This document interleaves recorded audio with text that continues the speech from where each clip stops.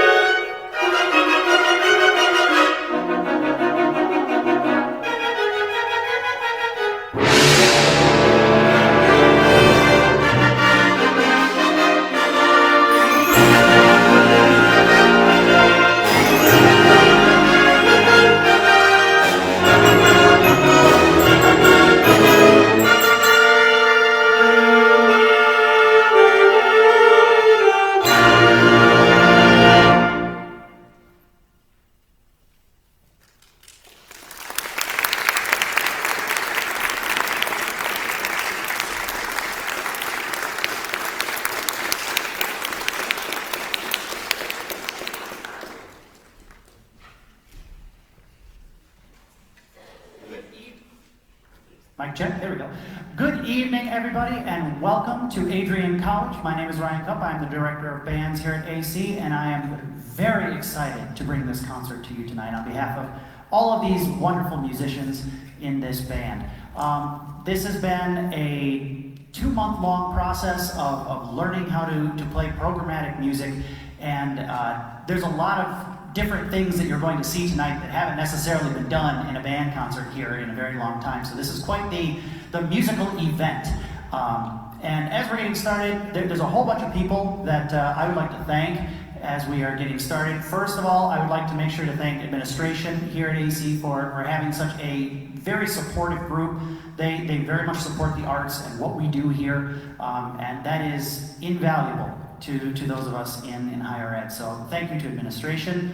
A little bit closer to home, I'd like to make sure to thank Chris Momini and Alex Britton, our tech guys, who have set up a lot of all of this fantastic, the lights, the projections, everything that you're going to see, the stage lights, all of that. So a big thank you to them. Thank you to the Adrian Symphony Orchestra, the professional orchestra in town, for loaning us some of their equipment, the stage lights that you see, we're using some of their lights and whatnot. So thank you to them as well. Also would like to give a thank you to Dr. Kristen Clark, and Philip Clark, and Pete Ford, and all of the other music faculty here at Adrian College who instruct all of these fantastic musicians. Thank you to our applied faculty who help our music majors out and give them lessons. Big thank you to all of our assisting musicians who have come in and filled in some of the gaps that we have, giving up their free time to come in and make fantastic music with us. Would also like to make sure to thank all of the Adrian College students themselves, because this is a wonderful thing that they are choosing to participate in and make music with us. And of course, I would be very remiss if I didn't thank all of the public school music educators and all the K-12 music educators out there. I don't get to do what I get to do without the inspiration and work that you do as music educators, getting them ready to come up and play up here. So a big thank you to everybody who's been involved along the way in this process. It's been quite a trip, and it's going to be a fantastic night of music. We're going to get on with it here. One thing that you might notice as we're going along, the title of this piece is The Divine Comedy. But you might notice that there's really nothing funny about this piece. And the reason that is you have to go all the way back to the 1300s when Dante Alighieri was writing his epic poem. The types of literature and theater that you had back in those days usually fell into one of two categories. There was tragedy, in which by the end, everybody is dead and there is nothing to be happy about. Or the other one, in which there is a wedding, there's retribution, there is a celebration, there's peace. Sometimes there's humor, but it was known as a comedy. So the fact that this story that we're telling, this very epic poem, deals with torture, and it deals with eternal fire, but it also ends with celebration and love and light, which certainly would put it in the Greek terms of a comedy. So, I need a couple other people to help us out on this fantastic journey that we're about to take. So I'd like to introduce to you the cast of The Divine Comedy. Helping us out on piano, Mr. Isaac Cox.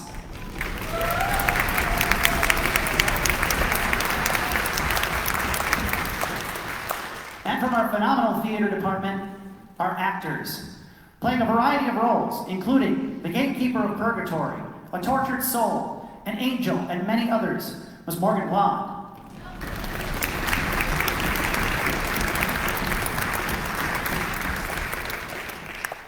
As Beatrice, Miss Kenzie Seibert.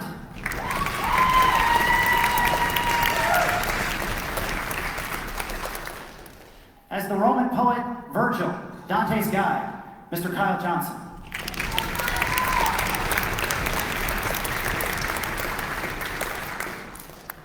And leading us all as Dante Alighieri, Miss Ella Ledbetter Newton.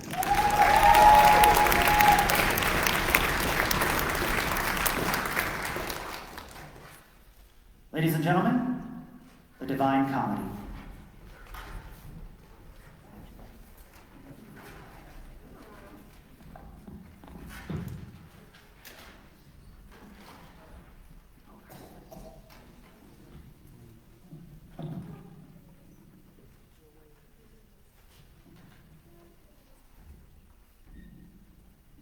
upon the journey of our life, I found myself within a forest dark, for the straightforward pathway had been lost.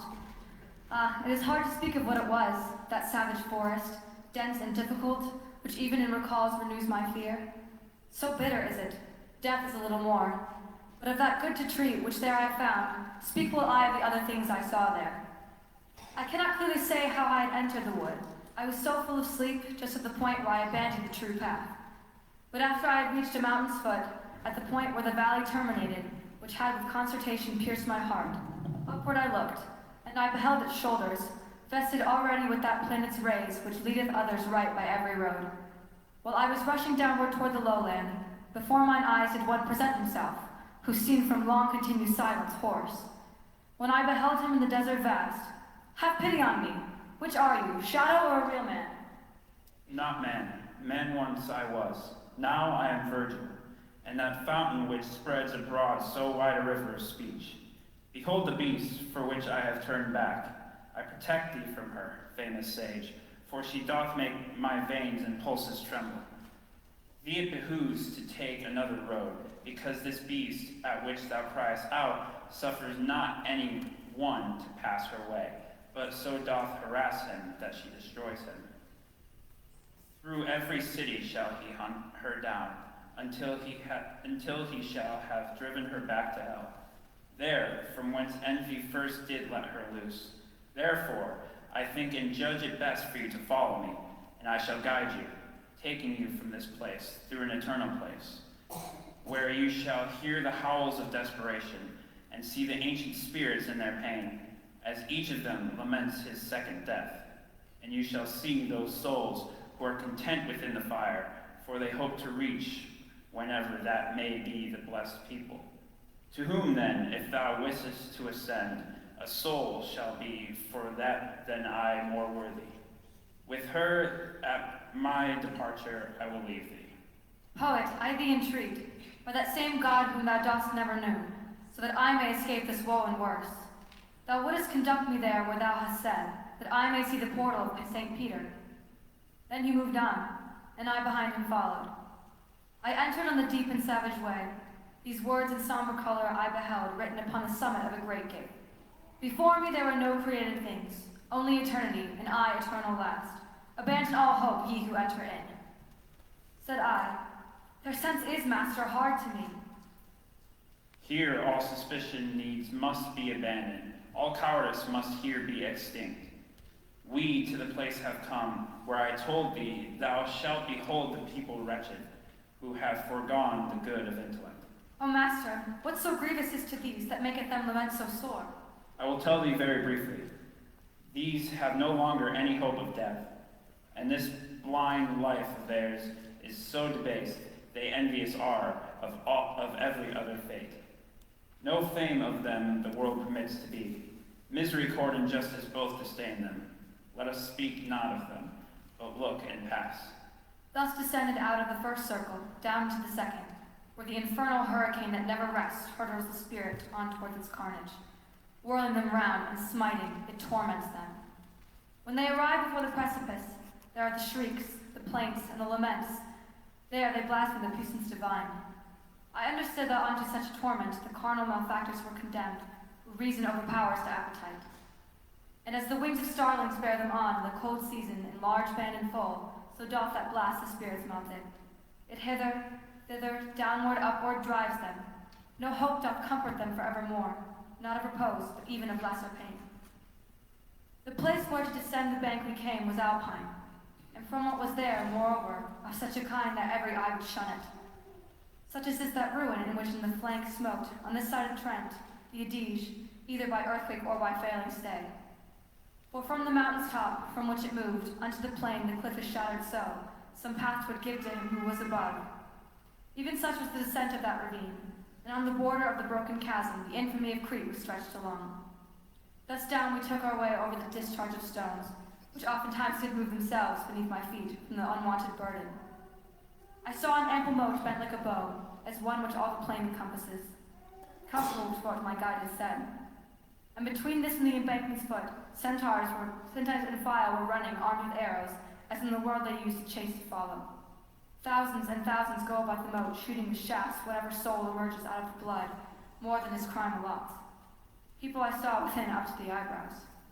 Tyrants are these, who dealt in bloodshed and pillaging. There is a place in hell called Malbolge, wholly of stone and of iron color, as in the circle that around it turns. Right in the middle of the field malign, there yawns a well extending wide and deep, of which its place the structure will recount. Thence we heard people, moaning, and with their palms beating upon themselves. The margins were encrusted with the mold by exhalation from below, that sticks there, and with the eyes and nostrils wages war. The bottom is so deep, no place suffices to give sight of it, without ascending the arches back, more than boast the crag and pens. Thither we came, and thence down in the moat I saw a people smothered in a filth. We turned our backs upon the wretched valley, upon the bank that girds it round about, coming across it without any speech. There it was less than night, and less than day, so that my sight went little in advance.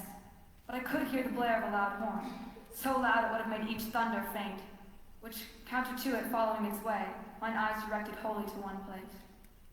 While my head turned thitherward, I held in many loftier towers I seemed to see, whereat I, Master, say, what is this? What town is this? Behold this, and behold the place where thou with bravery must arm thyself. And we were down within the darksome well, beneath the giant's feet, but lower far, and I was standing still the lofty wall, heard it said to me, Look how thou steppest. Take heed thou do not trample with thy feet the heads of the tired, miserable brothers. Whereat I turned me round, and saw before me, and underfoot a lake, that from the frost the semblance had of glass, and not of water. How frozen I became, and powerless then. Ask it not, I tell you not, because all language will be insufficient. I did not die, and I alive remain not.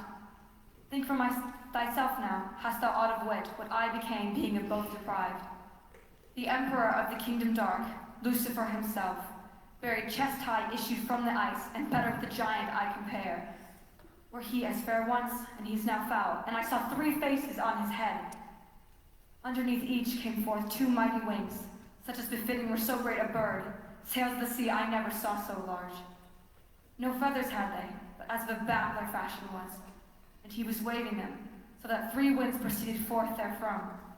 At every mouth his teeth was crunching a sinner, so that he 3 of them tormented thus. That soul up there which has the greatest pain is Judas Iscariot. Of the other 2, who head downward are, the one who hangs from the black jowl is Brutus. See how he writhes himself and speaks no word. And the other, who so stalwart seems, is Cassius.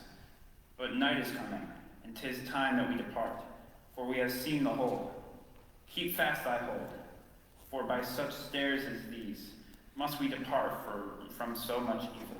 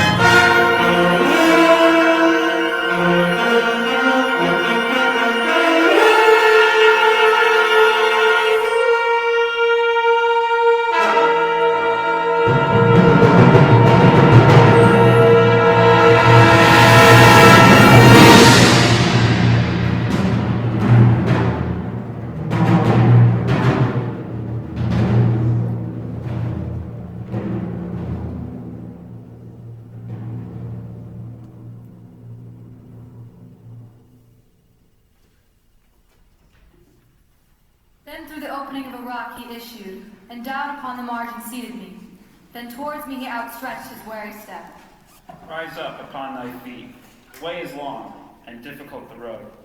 And now the sun to midday returns.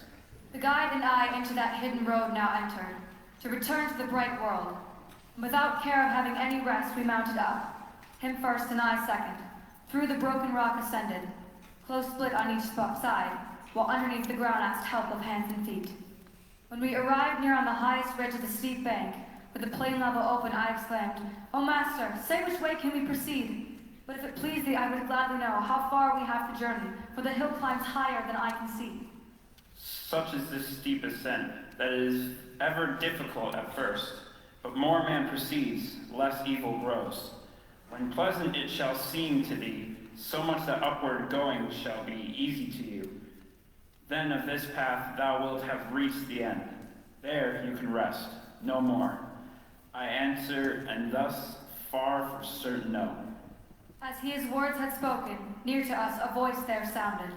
Yet ye, first perchance, made to repose to you, by constraint be led. A sound thereof each turned, and on the left a huge stone we beheld, of which neither I nor my guide had seen. And before it one who kept watch, but spoke not a word.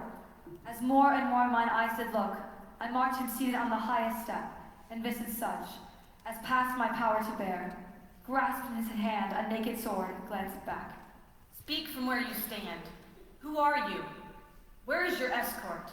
Take heed. Your coming closer will bring you to harm. A heavenly dame, not skilless of these things, told us even now, pass that way, here the gate is. Come then, before our steps.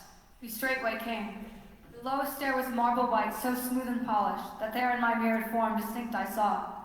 The next of hue more dark and rough, and singed block, cracked lengthwise and across.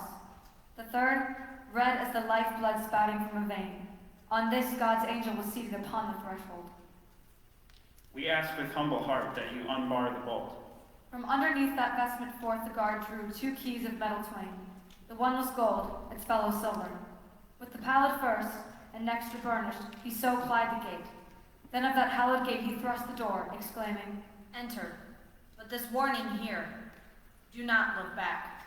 When we had passed the threshold of the gate, we mounted up the shattered rock that wound on either side. But when free atop the mountainside we stood, upon a plain more lonesome than the roads that traverse the wild desert. Mine eyes, though bent on view of novel sights, their loved allurement, were not slow to turn. While sighing thusly along the rim we walked, off the good master warned me. Look thou well, avail it that I caution thee. Reader, I would not that amaze thou miss of thy good purpose, hearing how God decrees our depths be cancelled. Ponder not the form of suffering. Think on what succeeds. Think that at worst beyond the mighty doom it cannot pass. I asked my guide, Instructor, what I see here bears no trace of human semblance, nor of anything beside that my mortal sight can guess. So weighed to the earth, beneath their heavy loads of torment stoop they, that at first mine eyes struggled as yours. But look intently thither, and disentangle why thy laboring view what underneath those stones approacheth. Now, even now, may you discern the suffering of each. In the beholder's fancy, so I saw, each, as his back was laden, came indeed or more or less contract. But it appeared as he, who showed most patience in his look, wailing, exclaimed, I can endure no more. But with unequal anguish, wearied all, round the first searcher, purging as they go. Along the bank to the rightward come with us, and ye shall find a pass that is difficult of living man to climb. And were it not that I am hindered by this rock, wherewith this arrogant neck is shackled, whence need I stoop my sight to the ground? Here my lot remains, under this weight to groan, till I appease God's justice, since I did not amongst the living. Here it is served among the dead. Yet, by their curse we are not so destroyed. There is still hope for eternal love. True it is, that when one such dies, though ye repented too late, and must wander 30-fold for the time that he carried his sin when alive. His only hope for shorter penance being prayer for those still among the living for his redemption. Suddenly I felt the mountain tremble as though it might collapse, and a chill, like the chill of death, subdued me. Forthwith from every side a shout arose. Glory, glory be in the highest to God. So asked my guide to one of the mournful crowd. Peace in the blessed counsel by the lot awarded by the righteous court, which me to everlasting banishment exiles. How, if that ye be spirits whom God does not have space for you in paradise, why then such cries? When any spirit becomes so purified that it may rise into paradise, such loud acclaim ensues. Purification by the will alone is proved, that free to change society seizes the soul rejoicing in her will. We stood immovably suspended, like to those, the shepherds, who first heard in Bethlehem's field that song, till ceased the trembling and the song was ended. Then our hollowed path resumed, eyeing the prostrate shadows who renewed their custom mourning. I approached the spirit, and asked there, for which my heart, I said, kept gracious room. Thy courtesy so wins on me. Through this fortified I wade, and hope for the day when I too have those words sung for me, that I pray by the source that guides you up unto the summit of the mountain, in time. Remember my sufferings. With such words, he disappeared in the refining flame.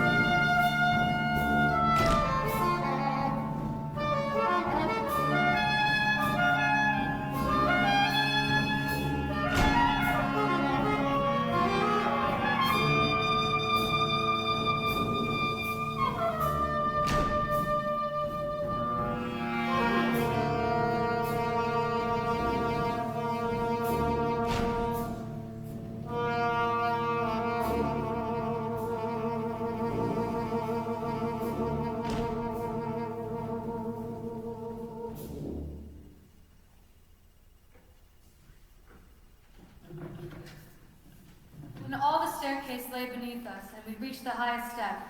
Virgil set his eyes insistently on me and said, My son, you've seen the temporary fire and the eternal fire. You have now reached the place past which my powers cannot see. I brought you here through intellect and art. Dante, weep not that virtue leaves thee. From now on, let your pleasure be your guide. Look at the sun that shines upon your brow. Look at the grasses, flowers, and the shrubs born here spontaneously of the earth. Among them you can rest or walk. Await no further word or sign from me. Your will is free, complete, and whole. To act against that will would to be erred. Therefore, I give you power over yourself. Thus Virgil was gone. Virgil, my best loved guide. Virgil, he to whom I gave my safety. This moment, I do admit, I freely wept at his departure. Then to my left I saw, turning me at the sound of mine own name, Dante, the Virgin stationed, who before appeared veiled in that festive shower angelical. Towards me, across the stream, she bent her eyes, added as one who speaking keepeth back the bitter saying to conclude the speech. Observe me well. Indeed, I am Beatrice. What, and hast thou finally at last approached the mountain? Knowest not, O man, that your journey to happiness is almost complete? Down fell mine eyes, and I found I could not speak, for great was the shame I felt from the places I had traveled. A little space refraining, then she spoke. What dost thou muse on? Answer me. The wave on thy remembrances of evil yet hath done no injury. A mingled sense of fear and of confusion from my lips that such a yea produced. A bitter sigh I drew, and scarce found voice to answer. Hardly to these sounds my lips gave utterance, wailing, Thy fair looks withdrawn, things present, with deceitful pleasure, turn my steps aside. Full of amaze and joyous, while my soul fed on the viand, whereof still desire grows with satiety, the other three with gesture that declare a loftier line advanced. To their own carol on they came, dancing in festive ring angelical. Onward had we moved, as far perchance as arrow full-winged had sped, unearthly was the hymn which then arose. I understood it not, nor to the end enjoyed the harmony. From that sphere which I noted as most precious, I saw a flame come forth with so much gladness that none of it left behind had greater brightness. In that flame whirled 3 times round Beatrice, while singing so divine a song that my imagination cannot shape for me. At this, my lady, seeing me set free from gazing upward, told me, Let your eyes look down and see how far you've come. I saw that, from the time when I looked down before, I had traversed all of the universe, from its midpoint to its end, in all its beauty. But it would seem nothing in compared to the godly beauty that shone upon me when I turned to see the smiling face of Beatrice. The powers that her gaze now granted me drew me out of the lovely place and thrust me into heaven's swiftest sphere. Its parts were also equally alive and excellent, that I cannot say which place Beatrice selected for my entry. But she, who saw what my desire was, her smile had so much gladness that within her face there seemed to be God's joy, began. The nature of the universe, which holds the center still and moves all else around it, begins here as if from its turning post. This heaven has no other where than this, the mind of God in which are both kindled the love that turns it and the force it reigns. As in a circle, light and love enclose it, as it surrounds the rest, and that enclosing only he who encloses understands. From the most holy wave I now return to Beatrice, remade, as new trees are renewed when they bring forth new boughs. I was pure and prepared to climb unto the stars.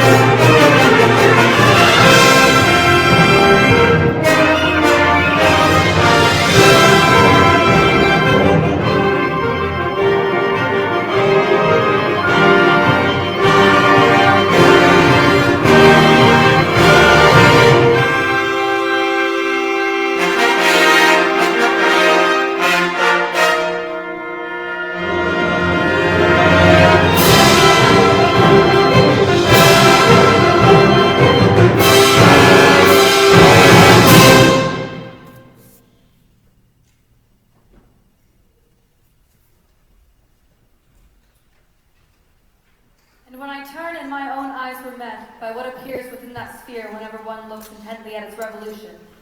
I saw a point that sent forth so acute a light that anyone who faced the force with which it blazed would have to shut his eyes. And any star that seen from Earth would seem to be the smallest, set beside that point. A star conjoined with star would seem a moon.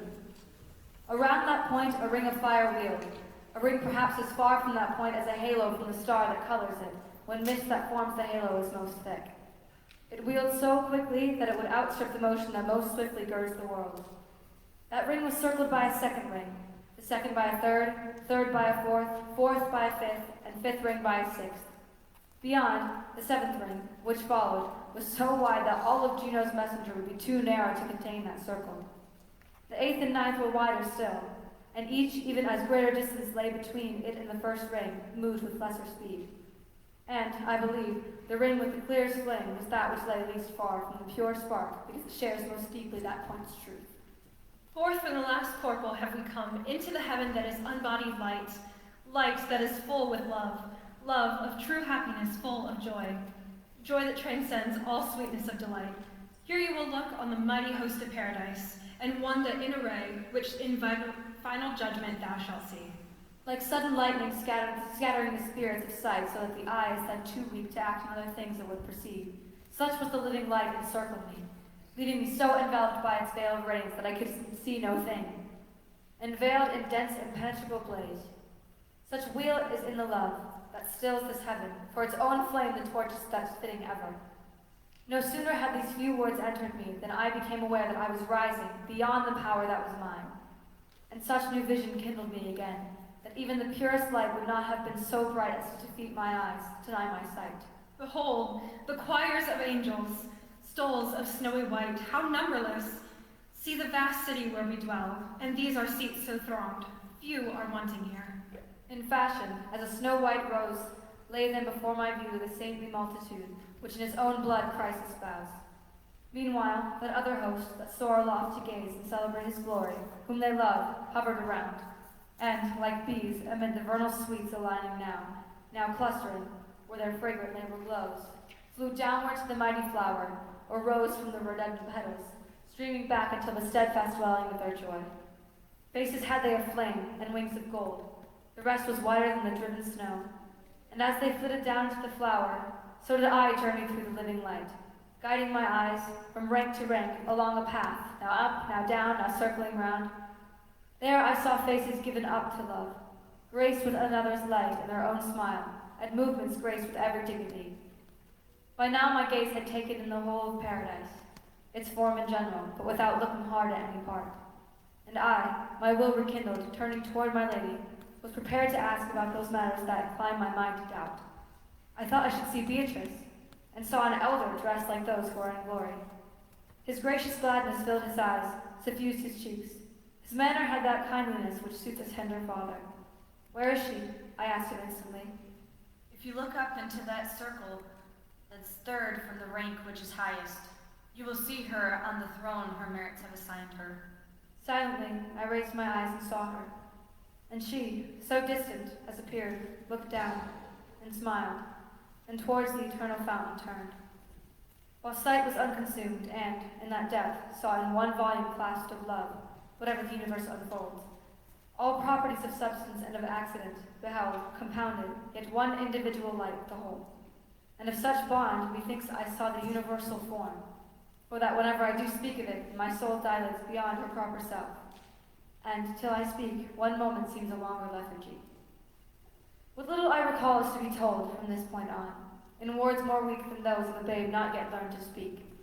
And not because more than one simple semblance was in the living light at which I gazed, for it is always what it was before, but through my sight, which as I gazed grew stronger, that sole appearance, even as I altered, seemed to be changing.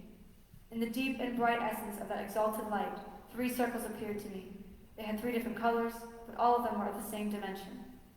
One circle seemed reflected by the second, as rainbow is by rainbow, and the third seemed fire breathed equally by those 2 circles. How incomplete is speech, how weak when set against my thought. And this, to what I saw, is such. To call it little is too much. Eternal light, you only dwell within yourself, and only you know you, self-knowing, self-known, you love and smile upon yourself.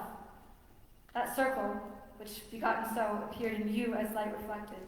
When my eyes had watched it with attention for some time, to me seemed painted with our own face, so that my sight was set on it completely.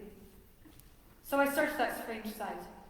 I wished to see the way in which our human effigy was worthy of the circle and found place in it, but my own wings were far too weak for that. But then my mind was struck by light that flashed, and with this light I received what I had asked.